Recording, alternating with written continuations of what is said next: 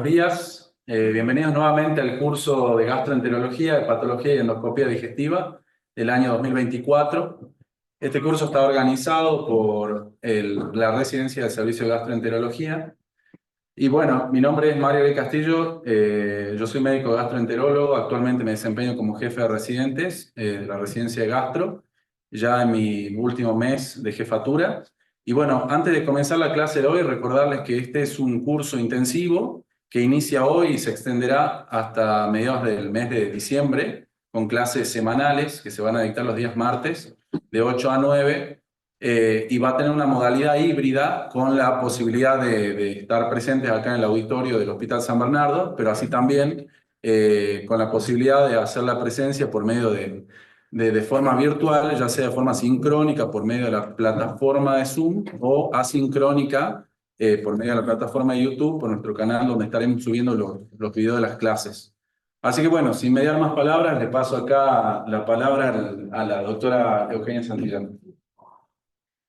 Hola, muy buenos días. Bienvenidos nuevamente a esta nueva edición del curso.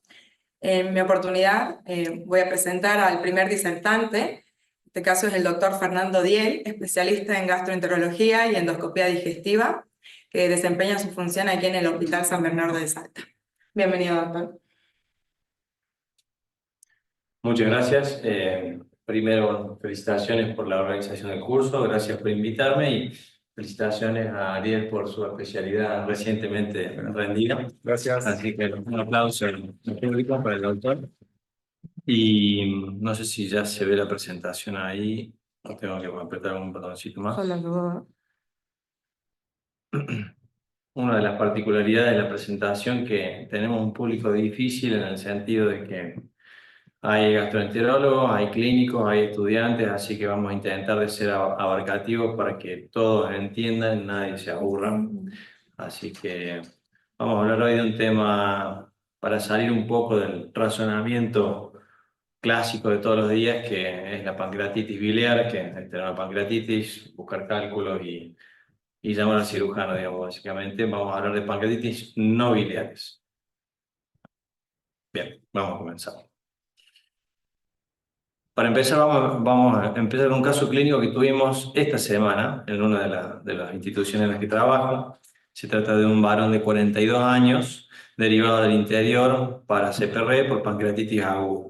Esos eran todos los datos de la derivación que teníamos cuando llegó al sanatorio. En la ecografía tenía una vesícula alitiásica con una vía biliar no dilatada de 5 milímetros, un laboratorio con glóbulos blancos elevados, amilasa, lipasa, un hepatograma normal, es decir, estaba establecido el diagnóstico de pancreatitis, pero a prima facie no tenía cálculos ni en la vía biliar ni en la vesícula biliar. Entonces, cuando me acerco al laboratorio para digamos, empezar a agregar estudios y ver si podemos avanzar con el estudio diagnóstico, la bioquímica me muestra el suero que le acababan de sacar al paciente y ahí el diagnóstico ya estaba un poco más claro, ¿eh? Entonces vamos a intentar de salir de lo clásico para empezar a averiguar de otras patologías que pueden dar pancreatitis. Por supuesto, a este paciente le agregamos triglicéridos a los análisis que dieron de 3.300. A manera de introducción, la pancreatitis aguda es una condición necroinflamatoria seria que se establece por una activación inapropiada de los imógenos que genera el comienzo de la digestión adentro de la glándula pancreática, generando infiltración por células inflamatorias, destrucción glandular a predominio exócrino y tiene un gran espectro de gravedad, desde casos leves hasta casos fatales que no son menores. El diagnóstico de pancreatitis aguda, en todos los casos, ya sea litiásica o alitiásica, se establece con 2 de 3 criterios: por dolor abdominal típico, elevación de las enzimas pancreáticas como amilasa o lipasa por 3, e imágenes compatibles. Con 2 de estos 3 criterios ya podemos hacer el diagnóstico de pancreatitis. Se sugiere la ecografía abdominal como modalidad inicial en el diagnóstico etiológico y una segunda ecografía si la primera eco no es concluyente. En el caso que la segunda ecografía no sea concluyente tampoco, la coangioresonancia debería ser el estudio a seguir para descartar la ocupación biliar, la ocupación biliar por cálculos, y en las instituciones que la tengan disponible, la ecoendoscopia es de suma utilidad porque tiene un poquito más de sensibilidad para detectar la microlitiasis, que es una causa de pancreatitis que, digamos, de causa no biliar inicial. También los análisis de ingreso, los pacientes nos pueden orientar hacia la etiología, como por ejemplo el hepatograma, cuando tenemos alteración de la GOT y la GPT, las transaminasas en el ingreso, es sugestivo también de origen biliar. Por ejemplo, la GPT elevada 3 veces su valor normal tiene un valor predictivo positivo del 95% por un origen biliar de la pancreatitis. Y como saben ustedes también la bilirrubina elevada, ya sea en distintos niveles, ya sea mayor a 1.5 o mayor a 4, representan factores de riesgo moderados y altos por la presencia de coledocolitiasis. Entonces, también el hepatograma de alguna manera nos puede orientar al origen biliar o no biliar, además de la ecografía. El problema ocurre cuando tenemos una pancreatitis aguda, con hepatograma normal, con ecografía sin litiasis vesicular, con una colangioresonancia sin litiasis, con una endosonografía sin microlitiasis. Entonces, tenemos que tachar de este gráfico que tenemos aquí la litiasis como causa y empezar a desglosar todas estas otras causas de pancreatitis, que son muchas, la mayoría son raras y vamos a ir tratando de hablar de ellas. Empecemos por la más frecuente, la segunda más frecuente, que es el alcohol, que es la segunda, como dije recién, que es, digamos, la pancreatitis ocurre por un aumento de la producción de las enzimas digestivas inducidas por el etanol, y a su vez el etanol genera una alteración en la movilización de calcio intracelular con activación inapropiada de las enzimas pancreáticas. Rara vez ocurre en pacientes sin abuso crónico, es decir, aquellos pacientes que no tienen un hábito etílico importante y que tienen una sola ingesta de más, una sola borrachera, digamos, es difícil que haya una pancreatitis, sino que más bien se da en pacientes que tienen exceso crónico y un exceso más agudo todavía, digamos. La estimación a grandes rasgos para una persona de 70 kilos es deben consumir al menos 4 a 5 bebidas diarias por al menos 5 años para generar los cambios crónicos suficientes para que pueda ocurrir pancreatitis, sobre todo pancreatitis crónica, y al menos 65 gramos por sesión de bebida. A su vez, aquellos pacientes que son fumadores pesados y que toman más de 400 gramos de alcohol por mes tienen 4 más veces chance de tener pancreatitis que una persona que no lo hace.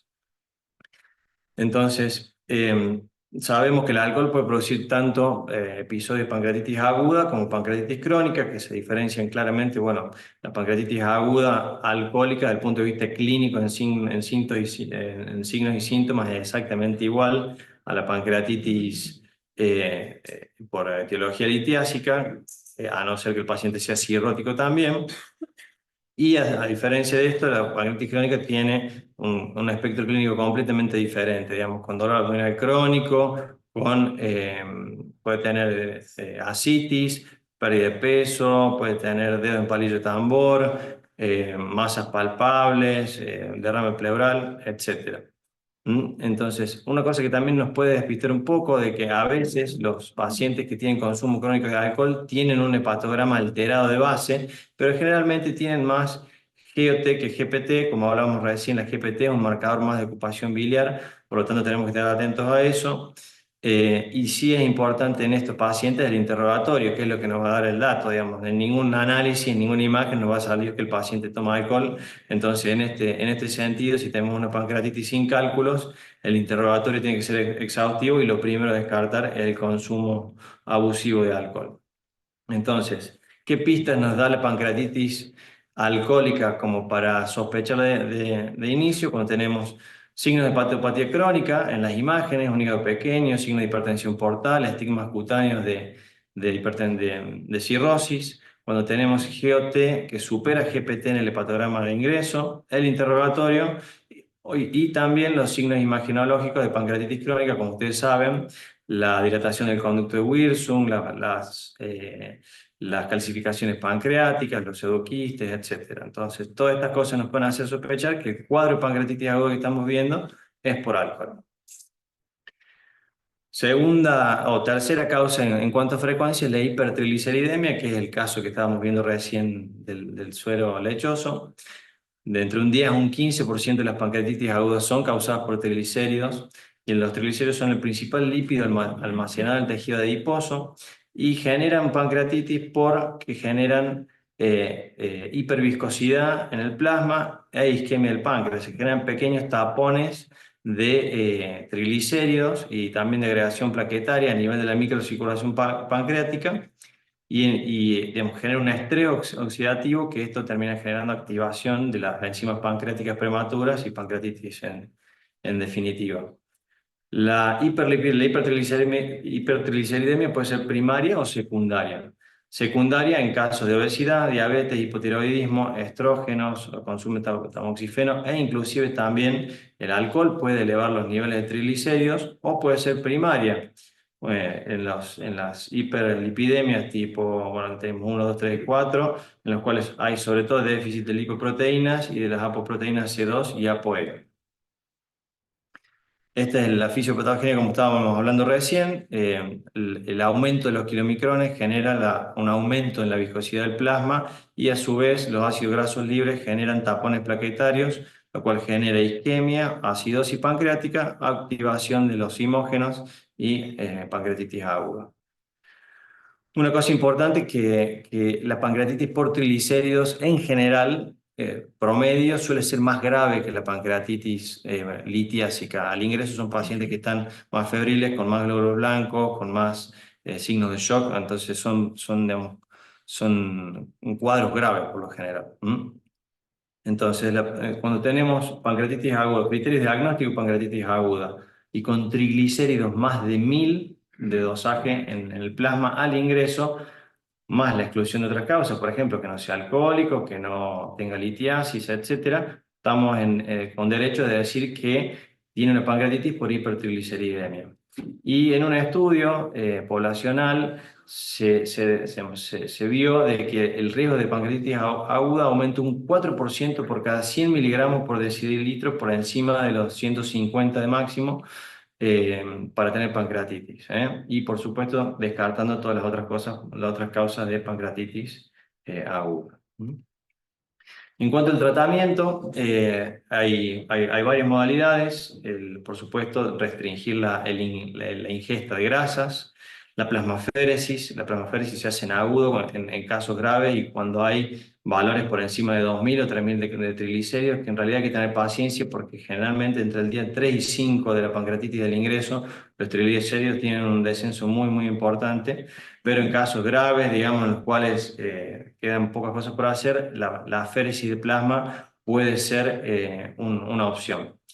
En pacientes diabéticos tipo 1, la insulinoterapia también se ha demostrado de que baja los niveles de triglicéridos. La heparina no fraccionada tiene un doble efecto. Por un lado, disminuye los tapones plaquetarios inducidos por los ácidos grasos libres a nivel de microcirculación, y a su vez también tiene un efecto hipolipemiante agudo, muy discreto, pero también ayuda. Y los fibratos, que es lo que conocemos, digamos, que mediante aumento en la actividad de la lipoproteína lipasa y la reducción de la síntesis de los triglicéridos, se deben iniciar apenas el paciente puede iniciar vía oral estando internado.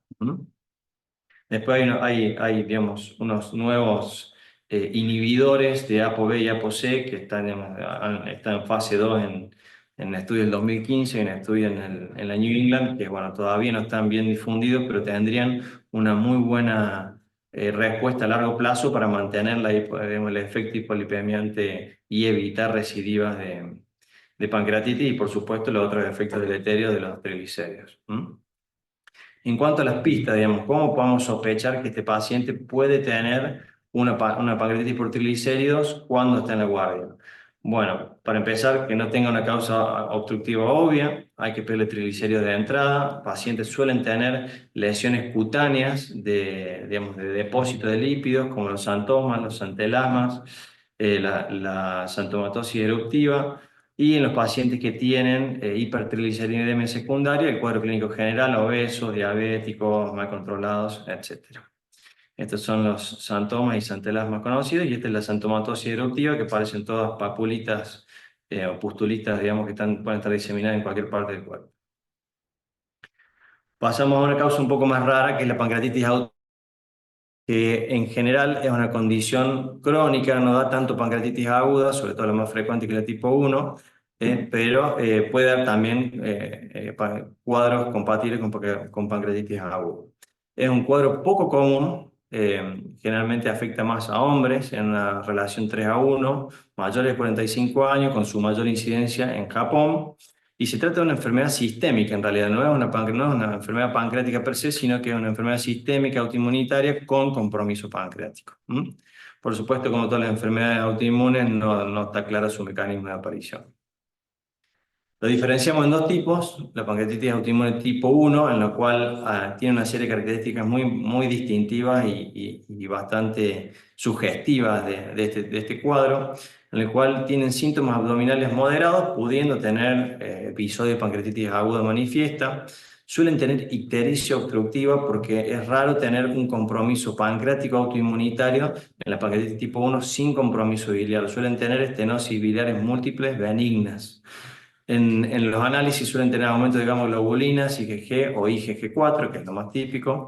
Tienen presencia de autoanticuerpos, pueden tener agrandamiento focal, segmentario o global, y cuando hay agrandamiento focal es muy difícil diferenciarlos de un tumor de páncreas, entonces hay que tener mucho cuidado con eso. El conducto Wilson suele tener estrecheces, y en la histología hay infiltración linfocítica con plasmocitos que a la inmunohistoquímica pueden teñir para IgG4. Y también digamos, otra característica histológica muy distintiva es la flebitis obliterativa. Y también a tener en cuenta, al ser una enfermedad sistémica, tienen un compromiso muy abarcativo de otros órganos que yo voy a detallar más adelante. Y la tipo 2 es más una enfermedad un poco más rara y es un poco más centrada en el páncreas, que tiene como característica histológica la pancreatitis centroductal con lesiones epiteliales granulocíticas. Radiológicamente es muy parecida a la pancreatitis tipo 1 autoinmunitaria, y generalmente se encuentra asociada a enfermedad inflamatoria intestinal, sobre todo colitis ulcerosa. Entonces, ¿cómo es la clínica de estos pacientes? La pancreatitis autoinmune tipo 1 tienen episodios recurrentes de dolor biliopancreático con o sin elevación de amilasa y lipasa. Presentan por lo general ictericia obstructiva, náuseas, vómitos, anorexia, pérdida de peso, es decir, un cuadro más crónico, y tienen compromiso extrapancreático muy florido. Pueden tener síndrome de Mikulicz con compromiso de cialoadenitis bilateral y de dactylocistitis, hipertiroidismo, falla renal por glomerulonefritis. Acá, como se ve, también pueden tener hepatopatía relacionada a IgG4, neumonía intersticial, hipofisitis, tiroiditis. Es decir, es un cuadro bastante más abarcativo que solamente el páncreas, pero por ahí entra por este lado, entra con amilasa elevada, con dolor abdominal, y tenemos que estar atentos a ver todo lo otro, ¿no? Y la tipo 2 suelen presentarse más como pancreatitis aguda, no tienen compromiso biliar, no tienen compromiso salival, tienen anticuerpos negativos y generalmente acompañadas de diarrea con sangre cuando presentan colitis ulcerosa asociada. Recordamos, vemos una fotito del síndrome de Mikulicz. Esto es bastante raro de ver tan florido, pero cuando lo vemos es típico. Y en cuanto a las particularidades que hablábamos, esta es una imagen de una pancreatitis autoinmunitaria, ya sea tipo 1 o tipo 2, son radiológicamente iguales, y ven un pequeño halo hipodenso alrededor del páncreas agrandado, se llama páncreas en salchicha.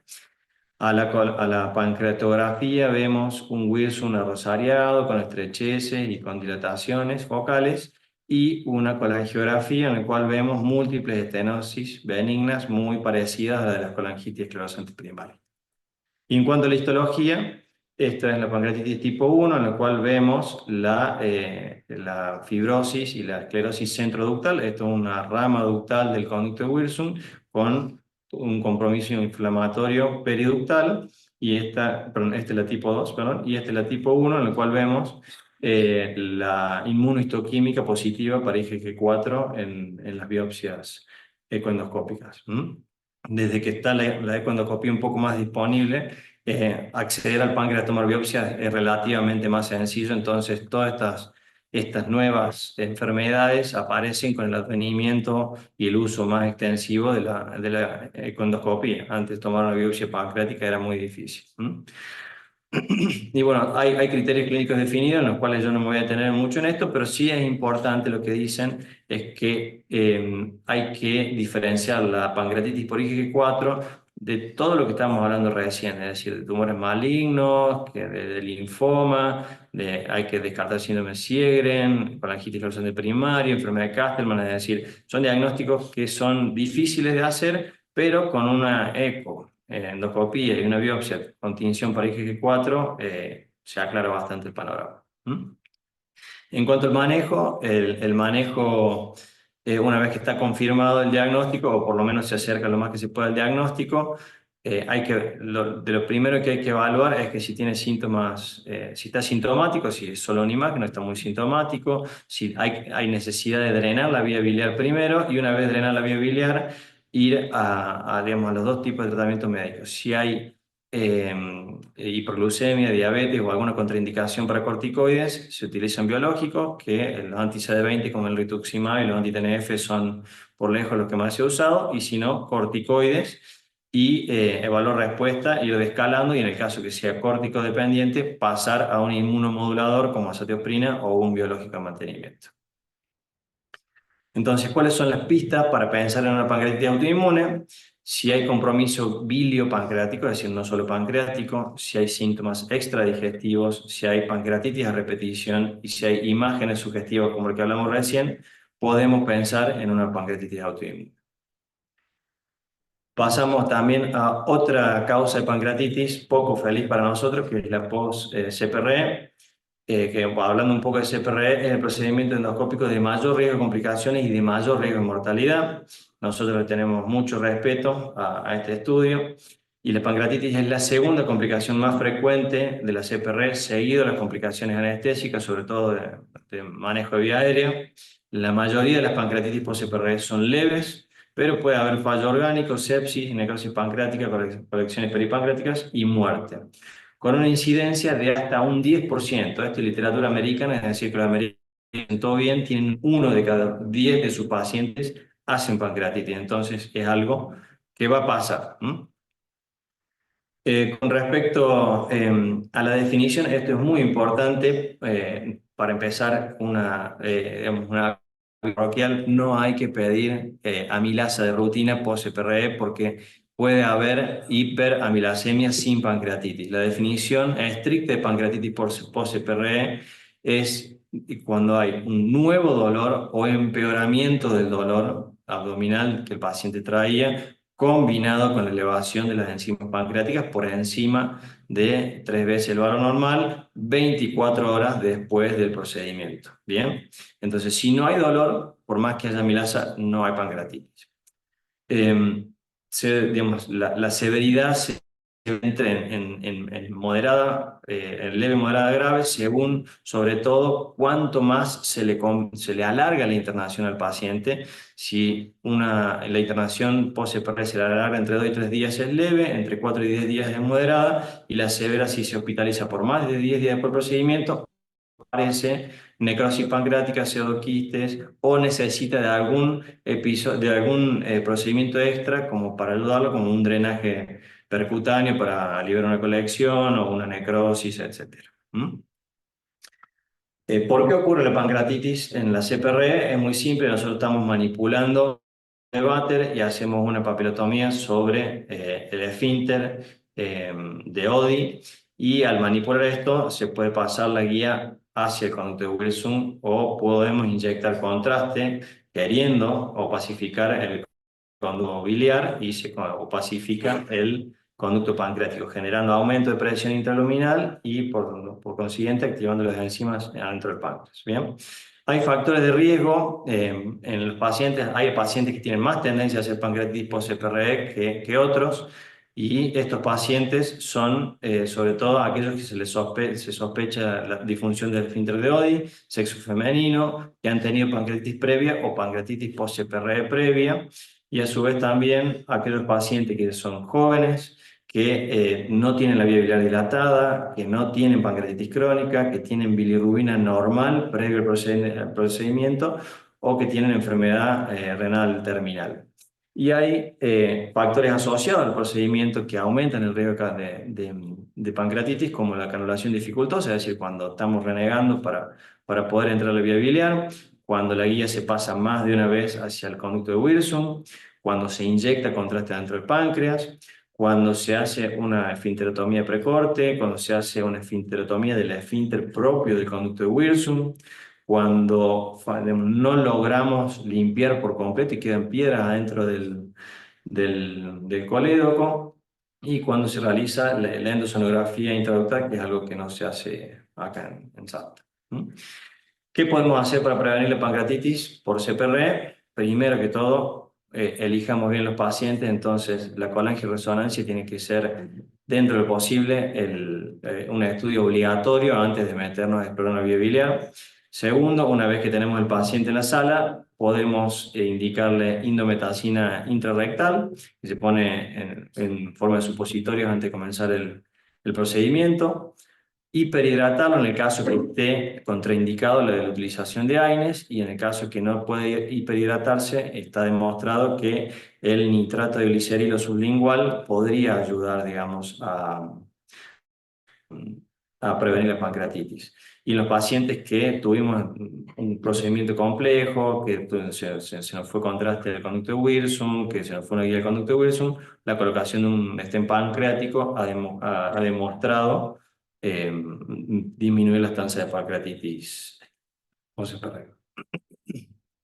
Hablando de cosas más raras también, de factores anatómicos que pueden predisponer a pancreatitis, hablamos dos palabras de páncreas divisum, que es una alteración anatómica en la cual el conducto de Wilson tiene una anatomía alterada, en vez de venir desde la cola, cuerpo, cuello y desembocar con el conducto biliar en la ampolla mayor o en la papila mayor, el conducto de Wilson desemboca en la papila menor, generando una estasis del jugo pancreático, es decir, este esfínter de la papila menor es mucho más chico, genera mucho más resistencia, aumenta la presión del líquido pancreático y por lo tanto activando los simógenos de manera incorrecta dentro de la luz pancreática.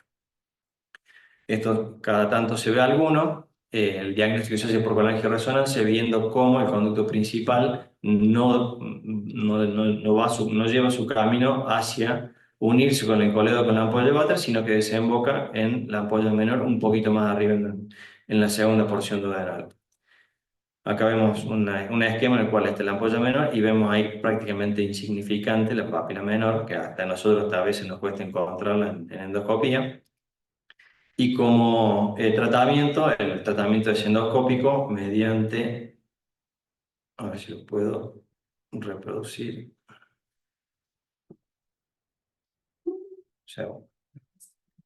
Sí, vamos a pasar. Ya, marcado. Ahí está. Esta es una papilotomía de la papila menor, se rompe el esfínter de la ampolla menor y de esa manera se libera la presión que ejerce el esfínter sobre el conducto de Santorini, que es el conducto sobre el cual está drenando la mayoría del volumen pancreático.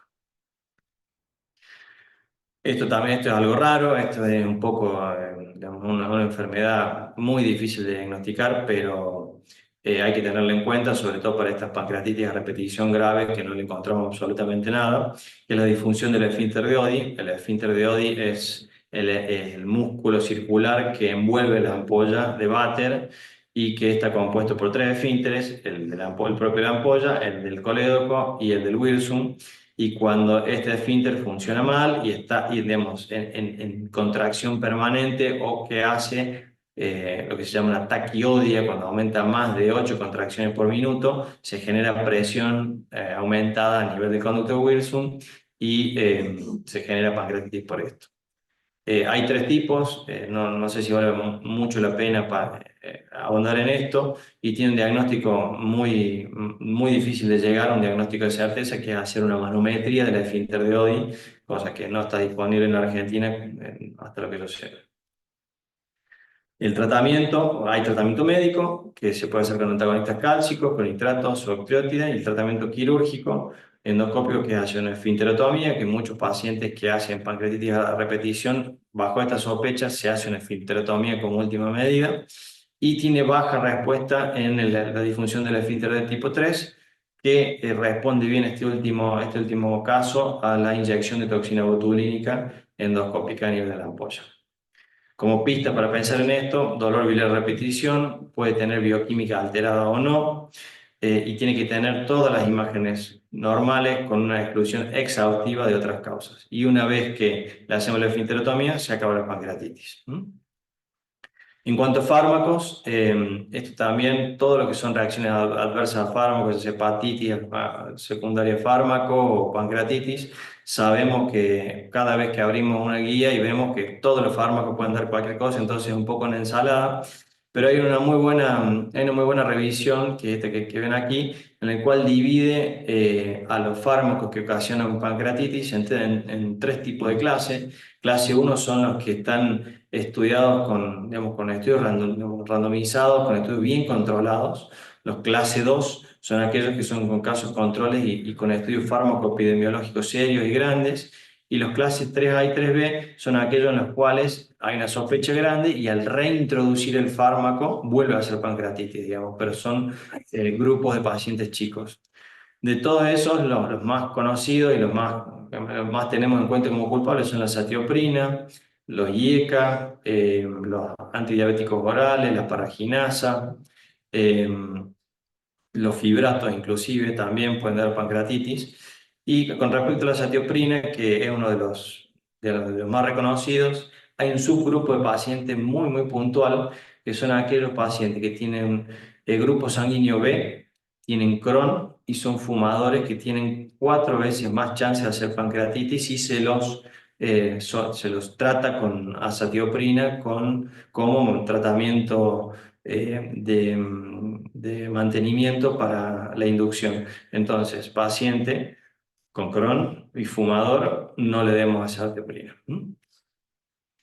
Hipercalcemia, otra causa de pancreatitis rara, puede causar pancreatitis aguda, recurrente y crónica.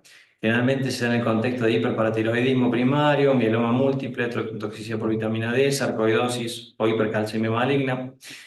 Es importante saber que cuando se sospecha la hipercalcemia como causa de pancreatitis, no se debe usar el calcio, digamos, estándar del laboratorio, sino que hacer esta fórmula para corregirlo, digamos, sobre todo con la albúmina, o usar calcio iónico, no calcio normal, para calcular la calcemia. Sabemos que valores por encima de 10 a 12 ya son muy subjetivos de que pueden dar pancreatitis, y por encima de 14 sin duda. La hipercalcemia da muchos síntomas, puede dar síntomas gastrointestinales como náusea, vómito, pancreatitis, puede dar síntomas neurológicos que generalmente son los que dominan el cuadro, puede dar depresión del sensorio, psicosis, hiporreflexia, a su vez pueden tener hipertensión no controlada y nefrolitiasis. El tratamiento de estos pacientes hay que hidratarlos, hay que poner diuréticos tiacídicos, si tiene valores por encima de 14, calcitonina intranasal, fosfonatos, corticoides y por último, hemodiálisis. Se sospecha de pancreatitis por hipercalcemia cuando hay un cuadro compatible de pancreatitis sumado a síntomas psiquiátricos con un examen neurológico anormal, nefrolitiasis, una enfermedad oncológica activa, que generalmente los asociados a hipercalcemia son cáncer de pulmón, el mieloma múltiple y el cáncer de riñón. 2 o 3 palabras de las últimas causas, que son la traumática. La pancreatitis traumática acá en el hospital, centro de derivación de trauma, se ve de vez en cuando, sobre todo en accidentes de tránsito y accidentes por aplastamiento. El páncreas anatómicamente tiene un problema que está fijo al retroperitoneo, entonces frente a desaceleraciones bruscas sufre daño.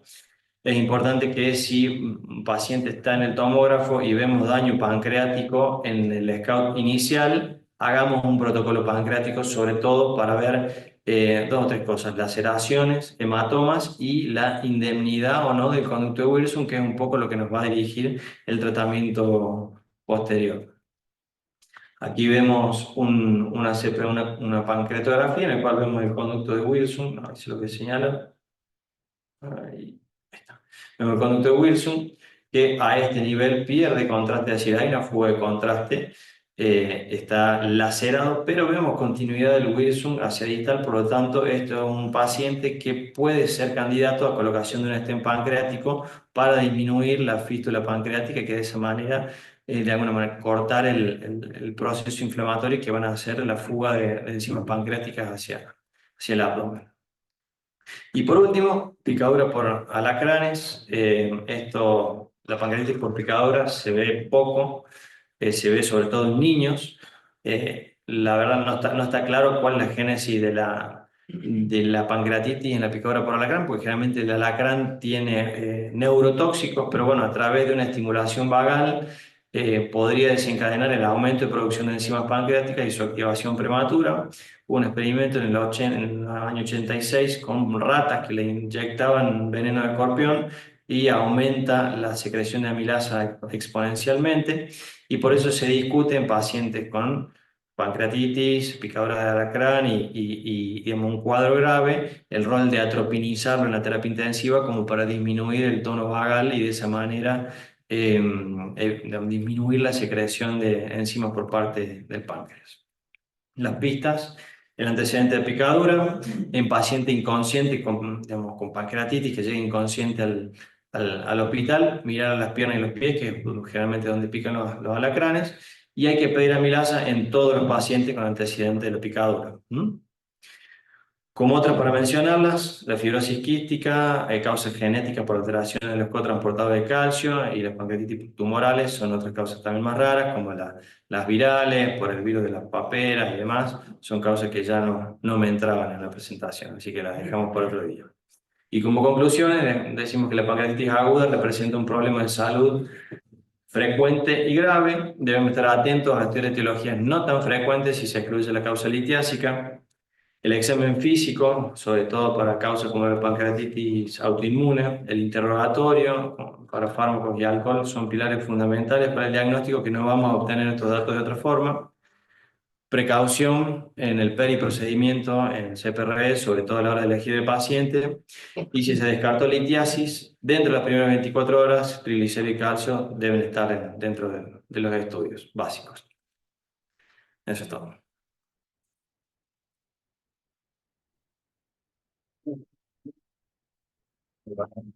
Bueno, Fer, excelente tu clase, muy claro, muy interesante el tema.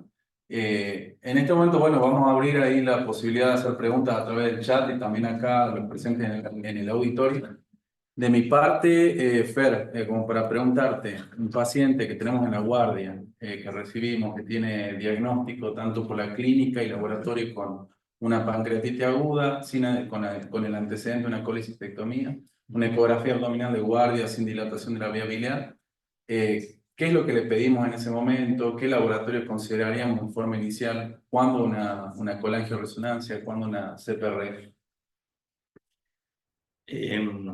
Bueno, perfecto. La pregunta es la clave de la clase, digamos. La colangioresonancia siempre, es decir, primer caso de pancreatitis, o mejor dicho, paciente sin vesícula, con primer ingreso por pancreatitis, puede tener una litiasis de novo, puede tener barro biliar, puede tener litiasis residual de la cirugía. Digamos, la indemnidad de la vía biliar tiene que establecerse por algún método. Endoscopia sí se tiene, colangioresonancia sí se tiene, y sí, digamos algo que hacemos, lo hacemos bien, es que pedimos 2 ecografías. Siempre la segunda ecografía por otro ecografista está indicada por la guía, entonces hay que hacerlo, y como dije recién, si no está claro y el interrogatorio no dice alcohol, no vemos nada en el examen físico, triglicéridos y calcio son los 2 que siguen, que bueno, que en muchos centros ya lo piden de entrada, digamos, inclusive el calcio está dentro de los criterios Ranzo, no sé, que por ahí también puede ayudar al estudio posterior para ver gravedad, ¿no? Así que es un poco lo que es. Bien, perfecto. No sé si habrá alguna pregunta. Ahí en el chat. Bien, el doctor Lotero, una pregunta del chat, bueno, nos hace un buen augurio por el curso. Y respecto a la temida pancreatitis aguda por CEPRE, he sabido que existen múltiples trabajos con el uso de la indometacina rectal para prevenirla, tanto la pancreatitis aguda y la hiperamilasemia asintomática, que, como mencionó el doctor, se da frecuentemente, pero no la medimos por suerte, nos dice. Y la pregunta es si nosotros lo usamos habitualmente en este caso. Tenemos, sí, doctor, gracias por la pregunta. Sí, tenemos indometacina endorrectal. No usamos stent, no disponemos de stent pancreáticos como nos gustaría, pero la indometacina sí. Y bueno, y en cuanto al Ringer lactato, digamos, cuando se contraindica, Ringer tenemos, cuando tenemos, lo utilizamos, pero no siempre está disponible. La indometacina es algo barato, es algo simple que se puede usar y gracias a Dios lo disponemos. Y después, bueno, si utilizamos algún score, pregunta Cintia, para evaluar pancreatitis y si hacen tanques del ingreso y tratamiento antibiótico cuando le... Bien, Cintia, tratamiento antibiótico no le colocamos. La pancreatitis de inicio con el antibiótico es un error. Cuando se sospecha que hay sobreinfección del páncreas, que se da en general en un escenario de un paciente que venía mejorando y que después se torna febril, con aumento de blancos y aumento de sepsis. Idealmente después de un dosaje de procalcitonina que nos haga diferenciar infección bacteriana versus el SIRS de la misma pancreatitis, se pone antibiótico. Previo cultivo y demás, y de elección siempre son los carbapenémicos que tienen mayor alcance pancreático.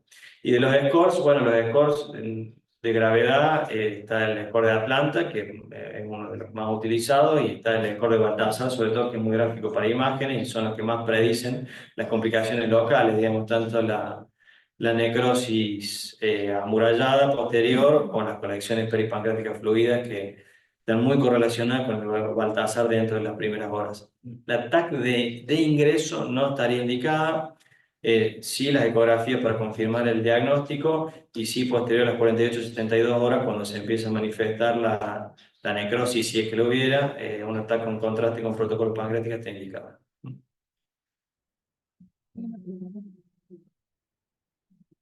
¿Qué error tiene la lipasa? La lipasa.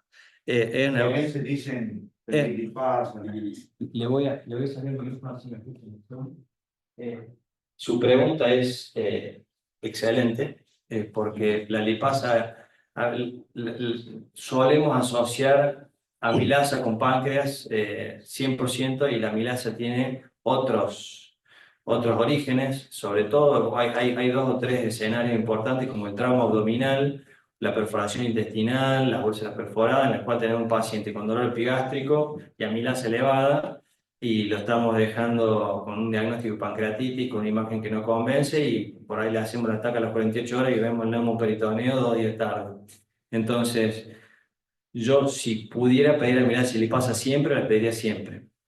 Si me dan a elegir, siempre que vayan acompañados. Por ahí hay cuadros que son bastante obvios, pero la lipasa creo que es fundamental, y sobre todo también por ahí en pacientes que vienen en 48, 72, 96 horas posterior al cuadro, ya queriendo mejorar, la amilasa normalmente a esa, digamos, ya 4 o 5 días después ya es normal, y la lipasa puede durar hasta 20 días. Entonces, en un cuadro que no se está pagando, la lipasa nos puede hablar de una pancreatitis que ocurrió hace 4 días. Entonces, el tiempo de descenso es menor y nos puede dar una idea en estos casos ya subagudos o ya evolucionados.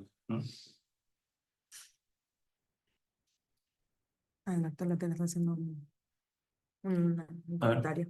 Dice, el doctor Lotero dice, muy buena aclaración acerca del uso de antibióticos de inicio. Recuerda que la pancreatitis aguda es de resorte clínico. También uso el Apache 2. El uso de TAC de inicio quedaría reservado para sospecha de pancreatitis aguda grave de inicio. Excelente todo, gracias. Muchas gracias, doctora, a usted por estar. ¿Quién?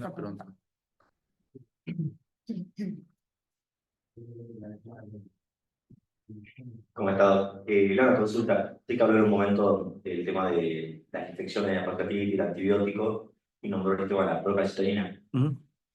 ¿Hay algún estudio o se estudió que el tema de la procalcitonina tiene un auge, principalmente en pacientes de terapia intensiva, paciente crítico? ¿Cuándo es prudente iniciar? ¿Cuándo es prudente suspender antibióticos? ¿Hay algún estudio que avale el tema de cuánto tiempo le hacen antibióticos a los pacientes que requieren tanta con pancreatitis aguda? Buena pregunta. Y la respuesta no lo sé. Buena pregunta. A ver, los estudios hechos en necrosis pancreática infectada se hacen con punciones, con cultivo de pancreático, digamos. Entonces, eso es algo que acá no se hace y se hace todo un poco más a ojo. ¿Cuánto tiempo antibiótico? Te diría, no, a ciegas no está establecido, te diría no menos de 2 semanas, por lo menos, pero esto es una opinión de inexperto, así que 2 semanas por lo menos. Y es muy difícil decirte porque en definitiva el diagnóstico, o la indicación del antibiótico es necrosis pancreática infectada. El diagnóstico de necrosis pancreática infectada se hace con un cultivo de una secreción de la función pancreática que no vamos a tener. Entonces, un poco extrapolándonos de esas guías, 2 semanas, y como te digo, y la procalcitonina, si hay algún estudio que avale el uso de procalcitonina en necrosis pancreática infectada, no lo sé, la verdad no lo sé, pero como vos decís, la procalcitonina se usa en terapia intensiva en pacientes graves, y en este caso, claro, tengo experiencia usándola para separar estas dos cosas, pues la pancreatitis confunde, porque es un CIRS, el shock al paciente, y el shock séptico es lo mismo. El cuadro clínico es indistinguible, y una de las pocas cosas que no es el cultivo que nos diferencia una sobreinfección bacteriana de un CIRS es la procalcitonina. Por eso un poco la menciono, porque la he visto usar y la he usado, pero medio ojo, no muy técnicamente hablando. Bien, ¿cuándo consideran iniciar la alimentación en pancreatitis aguda en general? Me imagino que le pregunta. Depende de muchas cosas, depende del cuadro clínico y sobre todo lo más tempranamente posible. Vía oral se debe reiniciar, inclusive algunos dejan la vía oral con dieta líquida en todo momento en pancreatitis leves y moderadas. Y en pancreatitis graves, te diría cuando esté establecida la estabilidad hemodinámica y sobre todo cuando haya disminución o ausencia de vasos activos, que son los que disminuyen la circulación intestinal, digamos, por vasoplejía esplácnica. Así que apenas se puedan disminuir las drogas vasoactivas y tengamos estabilidad. Y una cosa importante, se haya podido evidenciar una vía biliar expedita, es decir, vamos a alimentar al paciente en el cual ya esté mejor su pancreatitis y tenga la vía biliar sin cálculo, en el caso de litiasis. Pero lo antes posible es la respuesta correcta. Bueno, también acá el doctor Sanguinetti, bueno, dice gracias Fernando por la exposición, muy clara. Como aporte simplemente resaltar el rol de la expansión moderada dirigida a objetivos con Ringer para evitar la progresión a pancreatitis severa. El estudio Waterfall demostró resultados muy interesantes que cambiaron el enfoque de la expansión en los pacientes con pancreatitis más allá de su etiología. Gracias, Pepe, por tu aporte, siempre valioso. Y sí, a ver, yo hablo un poco de la expansión con Ringer en pancreatitis CPRE, pero digamos, estos datos en el pancreatitis CPRE se extrapolan de este estudio que vos decís y está muy claro, y una muy buena lectura para los gastos de información en el estudio Waterfall. Muy recomendado, muchas gracias. Bueno, si no quedan más preguntas acá en el auditorio, presentarnos a nosotros. Bueno, como ya saben, nosotros somos de la Residencia de Servicio de Gastroenterología. El director de este curso, el doctor Gustavo Patrón Costa, y los coordinadores, la doctora Erika Valdivieso, la doctora Eugenia Santillán y yo, el doctor Castillo. Así que bueno, la verdad que es un gusto tenerlos a todos acá presentes y también la asistente a través del Zoom. Le cedo la palabra al doctor. Sí, buenos días. En primer lugar, gracias Fernando. Agradecerte muy especialmente. Como jefe de servicio, quiero agradecer tu presencia, una charla impecable, muy clara. Quiero decirles además que organizar un curso no es fácil. Estar en cada uno de los detalles que no se ven es complicado. Por eso quiero agradecer muy especialmente no solo al disertante y a todos los disertantes que tuvieron, sino agradecer a los organizadores, ¿no? Que es la Residencia de Gastroenterología, su instructora, al jefe y a todos los residentes y a todos los ex residentes. Pero también agradecer muy especialmente a todos ustedes asistentes que vienen y que participan, incluso desde el Zoom, porque no pueden venir presencialmente. Y este agradecimiento es sincero, ¿no? Porque uno se siente motivado cuando ve participación.